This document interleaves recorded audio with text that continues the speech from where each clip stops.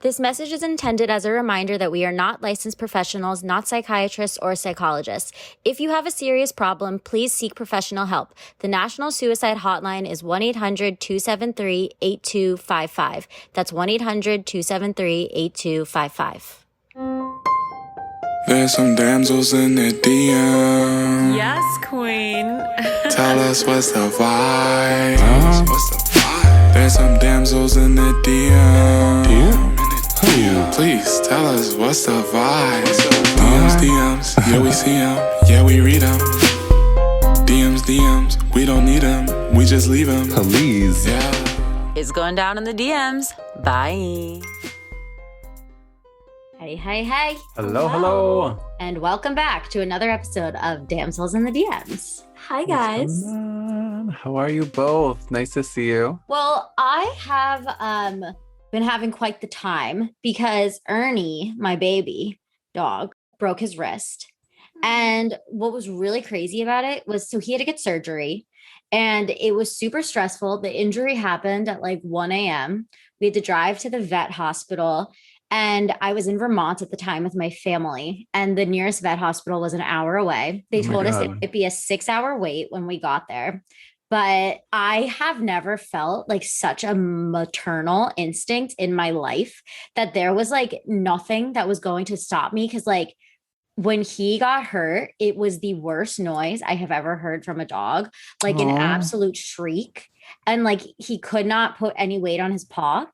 So we drove like the hour to get to the vet hospital. It was 2 a.m. by the time we got there. We didn't leave until 4:30 a.m. Had to drive back. So I went to sleep at 6 a.m. Then the next day got up at 10 a.m. He like pawing me with his little cast. And really drove the 5 hours back to Philly to admit him overnight to Penn Hospital. And they were amazing. Penn vet, incredible. But like the vet that we saw in the middle of nowhere told me that they heard a heart murmur on Ernie.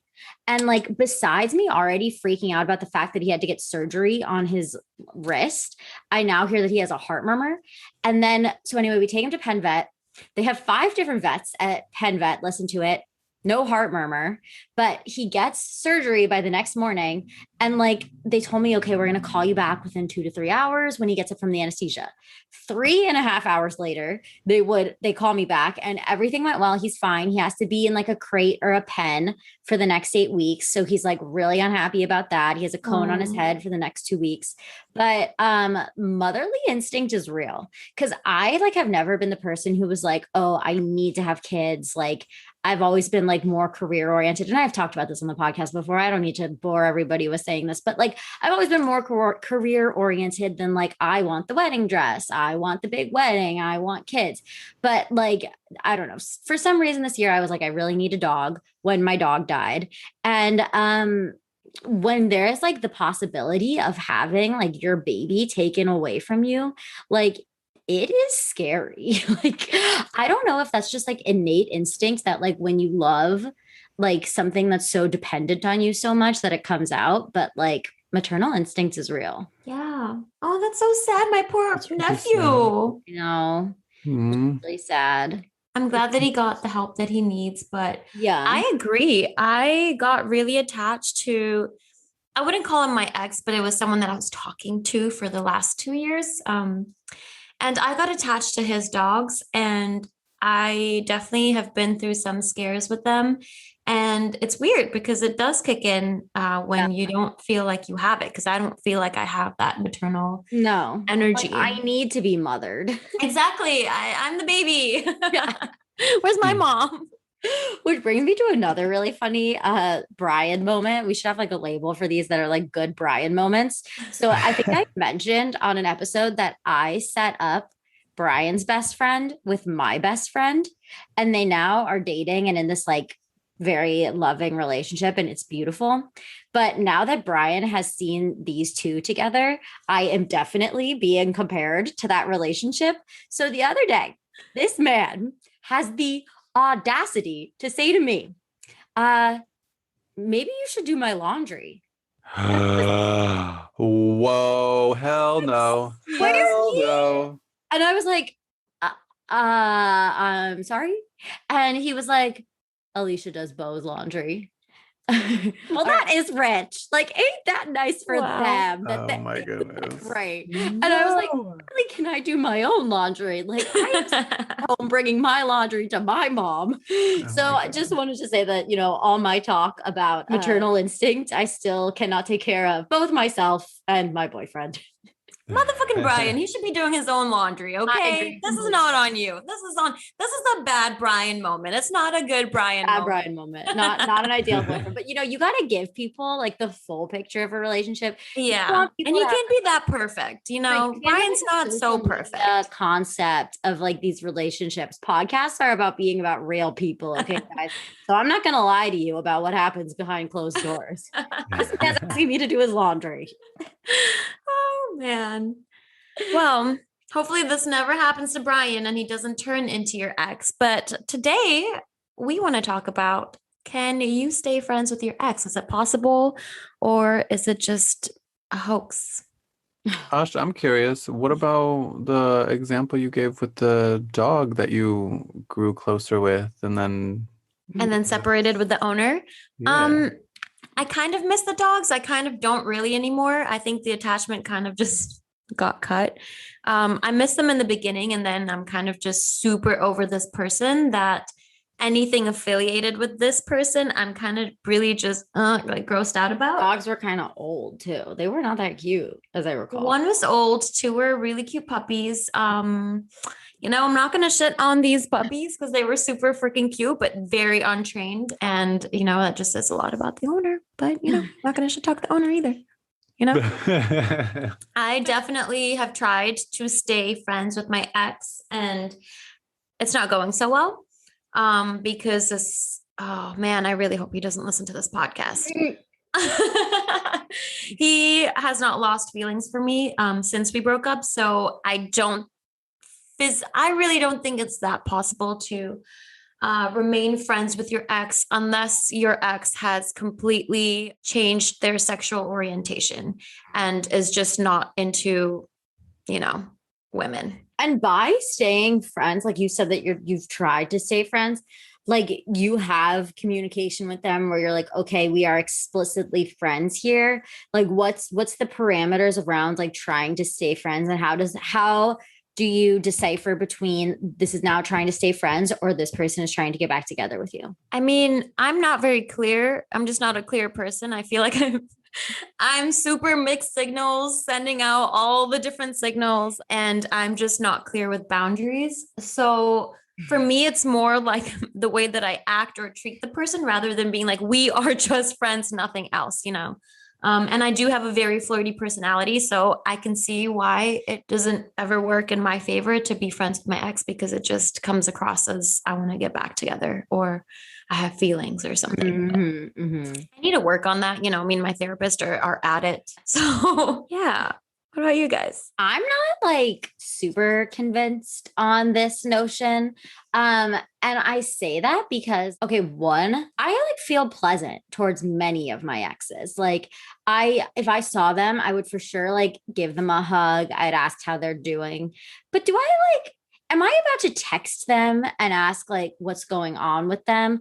Like, probably not. And I kind of think that's like a healthy thing. Like, I think if I were to text my exes right now and out of the blue, years and years, at least 5 years has gone by since I've spoken with any of them, and ask how they're doing, like, it would be a little bit strange. And like, maybe I'll respond to one of their like, Instagram stories, or they'll respond to mine and I can like it, or I could be pleasant. I don't know. Maybe like that's more about me, and like none of my exes were that impactful on me that like we need to maintain a friendship. I'm sure that there's like situations, and I know of people who have been able to successfully do it, but like, I don't know. I just wonder if you are trying to stay in contact with your exes, like, are you really over it? Like, is the friendship kind of an excuse to maintain contact and like have a line, almost like the carrot, being hung out, to have some sort of like method or like way into communication going forward? I agree. I think the biggest underlying question would be why. They're an ex. They're an ex for a reason. So why not leave that? I mean, if I were in that person's shoes, like I would just leave it alone rather than continuing to maintain like communication with them or correspondence. But yeah, what do you do if someone were to be next to their partner and sees text messages coming in from the person that is considered the ex? Oh, this has happened to me. How do you handle not only oneself, but the situation at hand? So as we've already established, I am a hypocrite. So I think it's okay for me to be friends with my ex, apparently. But if the person I was dating got a text message from his ex, I would flip out. I would completely not be okay with it. I would flip out internally because I wouldn't, I would be freaking out. And I wouldn't be happy with it. And I don't think it's okay to be friends with your exes.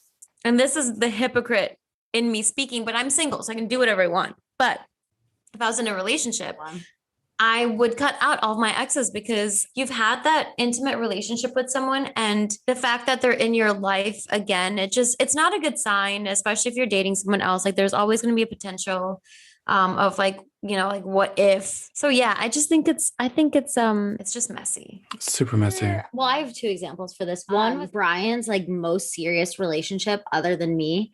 That girlfriend texted him that she was in town and like wanted to see if he wanted to get coffee. And he like showed me the phone, like asked my opinion on it. And I said that I was uncomfortable with it because it was like a very toxic relationship for Brian that like went on for a very long time. And I personally did not feel comfortable with it because one, I knew like how this person made Brian feel. And I feel like I just had trouble like understanding why he would want to see that person after the way he was treated in that relationship. So for me, like, I think the question you have to ask is like, what's the intention behind this? And like, from both parties. And I know obviously we won't always know why that person wants to see you, but it is important to try to think about why, like, so that you don't get manipulated in this situation. The other situation that I like am thinking about in this type of conversation is that like, so my most serious relationship other than Brian, and I would say like the most impactful relationship in my like growing up besides Brian, I started talking to an ex while I was in that relationship.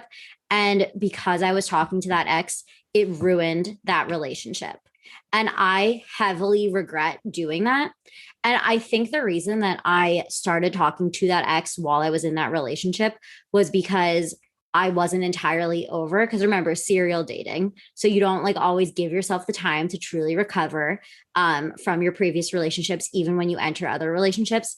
And I regret it because that was a really healthy relationship for me that I wish that I had like been fully available and present to really explore. And I've come to terms with this. I think everything happens for a reason, but I just think that if you do have that urge to be friends with your ex or like maintain contact with them, like it is really important to think about if you are seeing somebody else, how that's going to make your current partner feel. And having that open communication, I think makes that a lot less shady. And that just speaks to your and Brian's relationship because number one, he showed you and he wasn't being shady about it. And number two, you kind of approached it as a protective stance rather than a jealous stance. Yeah. That just shows that you guys have a very strong and solid relationship and that there's no need for jealousy. You're just being protective of someone that you really care about. But regardless, you would have been there for him, whatever he wanted to do and kind of just work through it with him. Yeah. So that's amazing, Laura. Thank you so much. You're so welcome. That's awesome. And that being said, like, I think if one of my exes reached out to me, like to get coffee or whatever, I would definitely run it by Brian. And I don't have any like qualms with seeing them because I'm not like hung up on any of those relationships. Like, I don't feel negative anymore. I don't hold grudges because like I'm over it. Like I'd be curious to know what their lives look like. Not as great since I'm not in it, but, but I'd be curious to know if Brian were comfortable with it. But I just think it's more like if you are dying to be friends with your ex, like that's a questionable situation to be. Completely. I agree. And like, I love that there is that level of honesty because like, if there are going to be exchanges, like don't try and hide it or don't try and like minimize it. Like just be open and honest about it. Like there's no reason. Cause like, if anything, not talking about it or trying to cover it up or trying to pretend like, oh, I don't know why. It's just like, well, really? Like, if you're also participating, then why not? Like, right. Just be open. Just talk about it. So crazy. Yeah, we've talked before, like intention is everything. And in like the two examples that I gave you, like in my high school relationship that was incredibly impactful to me, I had bad intentions in talking to that ex. Like I was not over it. It was still like hanging on there and not something I could get over. And like there was a lot of trauma in that past relationship, but like a great therapist could have prepared me a lot better for my next relationship so that I didn't need to be friends with that ex. In situation was when we're in a healthy relationship, we're a lot more adult and we're a lot more aware of the way people impact us. So like his intention when that ex reached out to him, telling me and being super transparent about it, like that's when you know you're in a healthier spot. So those are just like two different intentions for the purpose that I'm like showcasing these two different intentions is because I think that like when you are asking yourself, like, can I be friends with my ex? Identify the intention behind it. What are you seeking to come out of this friendship? If it's literally just because you miss them, like as a friend, then fine. Like, you know, get coffee as long as if you're in something else with somebody else, they're okay with it, then do it. But if you're trying to do it as like a way to revive that relationship or that rekindle that romantic ember, if you will, then that's another story. Yeah. And you have to be very wise in reading that other person's the ex's intentions, because they could just be trying to get back into your life to be with you, and you know they don't care about the relationship that you're in, they don't respect it, so they're just trying to get you back, and they're gonna come in as, hey, I miss you as a friend, I miss my best friend, you know, like I miss like just hanging out with you. And it will start off very innocent. But if you have that ex that is trying to come back into your life like that, it is really important to see the signs and see what their intentions are. I actually have an ex who my mom is friends with their mom. And like still see them from time to time. And she like informs me on updates on their well-being. I'm like, all right, that's about as much as I need to hear from them. So I'll take this like connection. That's lucky because the ex that I was talking about that, you know, I'm friends with, his parents are also friends with my parents, and we're building a house right next door to theirs. So oh no. Oh my God. That's fun. Oh. So yeah, please don't listen to this episode. Wait, but you are friends or not friends? We're friends, but I know that he wants to be more than friends. We're friends. We're friends from my perspective. I led him to believe that it could be more than that. So I don't know how to have that conversation. And my therapist has been telling me to text him or call him and to be open with him, but I can't do it. I don't know. I can't confront or have these like confrontational conversations with people. Osh be out here advising everybody. I know. I'm a hypocrite. I told you. I just need to grow up. But I feel like you have maintained a friendship with one of your exes who has a small connection with my hometown. Yeah. I mean, I feel like it's a big connection with your hometown. But yeah, I mean, we have a healthy relationship. I wouldn't say he's strictly an ex because I also haven't made that super clear to him that we're just friends. But we do have we have a good friendship. We have a good relationship. And whenever I do see him, it's all love. A lot of love, huh? That's all I can say on that topic. But yeah, there's only one ex that I don't talk to because I blocked him on Instagram. I blocked his number. And that was just a toxic one. But all the other people that I've had in my life that I've been in relationships or small relationships with, we're friends. You chit chat with them positively. I chit chat with them positively. This guy that I dated in college, we're actually really good friends now. He gives me dating advice. So he is the only one friend that has no intentions, no ill intentions. And he asked me about my dating life and gives me dating advice and is a very amazing human being that I'm glad that we're just friends. Beautiful to hear. It's really rare. I do have some complicated people from the past. So, I mean, it sounds like that you have effectively been able to be friends with your exes. Yes. I'd say people that I've stopped dating have done a pretty good job of, well, no. There was a guy in college. We're friends, we're cordial. It's been years since I've seen him though. But I mean, the last time we saw him, nothing happened. But what about your friend who went to Michigan, but you were best friends when you were growing up? Are you still friends with him? When we were best friends, that was back in high school.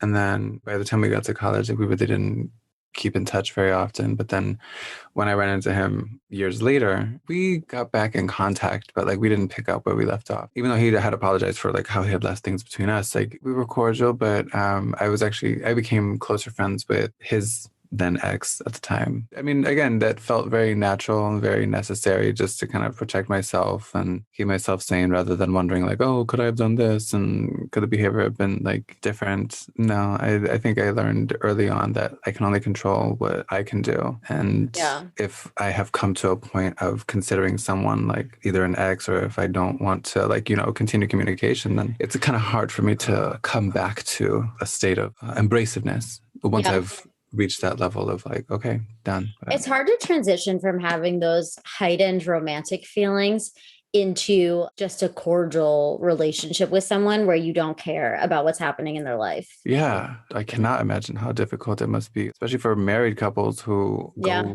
through divorce. It's like I remember you had mentioned several episodes ago where it's like going through a breakup is like losing your best friend. Yeah. And I mean, especially in married couples where they're like, however many years they have together, decades even, it's like that adjustment has to be so tremendous. And in that instance, wanting to keep in touch with the ex, especially if there are kids involved, like that kind of has to be part of the equation in order to, at least for the kids' sake, in my mind. I have not been in that situation. I have not gone through that. So I'm just kind of hypothesizing at this point. But yeah, I guess it is. It is. I didn't even think about that with divorced couples who have kids. I guess the intention is always to remain as cordial as possible and sometimes even remain friends, especially if there's a new significant other involved. And, if I was dating someone who is divorced and has kids and has a great relationship with his ex-wife, I don't know how I'd feel because number one, I'd be happy that, at least his kids have like a smooth transition. They have, the parents who they don't have to like, worry about their parents not getting along or it being awkward. But then at the other hand, I'm like, I'd feel like I'd be a little worried just because, I got trust issues. So yeah, my parents are divorced and I would not describe them as pals. Oh no. So maybe that's why I'm so pessimistic on exes being friends. So I'm curious, how did Brian, has he responded to her or how has he gone about, responding to this ex that wanted to get coffee with him? This was years ago, so I can't remember exactly what he said. If it was like an out of town situation, like deflected it, or if he like blames it on me and said that he wasn't comfortable. But I've definitely blamed things on Brian before. Like I have had exes or like ex situationships reach out in the past and like want to get coffee, and I've like had to say like my boyfriend's not comfortable with that, which is always like really fun to be like to your ex, like, oh, I'm so sorry, but like the person who I've moved on with is not comfortable with that. Yeah, I feel like that pretty much sums it up, right? I mean, we all seem to have varying opinions on can exes be friends. Yeah. But I think the consensus is definitely just a desire for honesty on both sides and intentions. And setting clear intentions, letting that guide the way rather than letting like deceitful behavior or manipulative words get in the way of having a happy relationship. If they can be friends, and that's a really clear indicator of you being over the relationship, I will say that, because I do know one couple that had been together for 4 years and they are now like in a very normal friendship where I feel like they can hang out with their friends and they can be really happy for each other when that person moves on. But I would say that that was because they were really like mutually over the relationship when it ended. You know what? That's what I thought my college relationship was. I thought it was mutually agreed upon for this breakup, but then I was told that it wasn't. And that was very recent. So really recent. Yeah. So I've been friends with this guy for, I guess now it's been 6 years since we broke up. And very recently he said it was a one-way thing. And he's still had feelings for me ever since the breakup. So, oh my God, in college? Whoa. Yeah, right? That really came out of the woodwork. Mm-hmm. Wow. How did you feel about that? Yeah. I don't like turning people down and I don't know how to say no and I don't want to hurt people's feelings. So I haven't really been as clear as I should have been, but I know it's going to come soon where I'm going to have to just figure out what I want and be clear because it kind of sucks to be in the other person's shoes. Does he live in LA? Like, would it be feasible even? He lives back home. Oh, nice. Continent. I did want to ask if you went on any dates in Chicago. No, I didn't. It would have been really hard because, Chicago is a small city. So I would have my dad would have been, walking down the street. maybe pass me if I was having dinner with someone. So no, I was more focused on family, and it was just really nice to not have to think about dating or, be sad about someone, or it was just really nice to not think about a significant other and just fully focus on my family. I mean, I'm going on a date tomorrow. I would feel like it's a date. But it's definitely a date on Thursday. It's exciting. I'm not going to say what it is or whatever, because I feel like I'm going to jinx it. So I'm just going to be a little quiet about it until maybe a few years down the road when, we know for sure. A few years? I'm going to be asking you about that next episode. I was about to say, I think next you're going to ask me on Thursday or Friday. Yeah, good luck next year. Yeah, no. You know what? I was really quiet about my New York relationship, and I did not tell anyone for maybe a year. And I don't know how that worked out for me because, we're here. And now you're a host on a dating podcast. So yeah, gosh, as the single one. So sucks to be me. Well, anywho, it's been another episode of Damsels in the DMs. Please like us and subscribe to us on Damsels in the DMs on all platforms. And if you like what you're hearing, leave us a review. And definitely send us any questions or anything that you want to know from any of us. Send us a DM because we want to talk to you guys and get to know more of you. Yeah, any topics that you want us to talk about in host episodes or letters that you have to read on guest episodes. We want to hear it all. Or even guests that you want to see us have on the pod. Yes. Tell us who you want. For sure. All right. Well, until next time. It's going down in the DMs. Bye. Bye. DMs, we don't need them. We just leave them. Please. Yeah. It's going down in the DMs. Bye.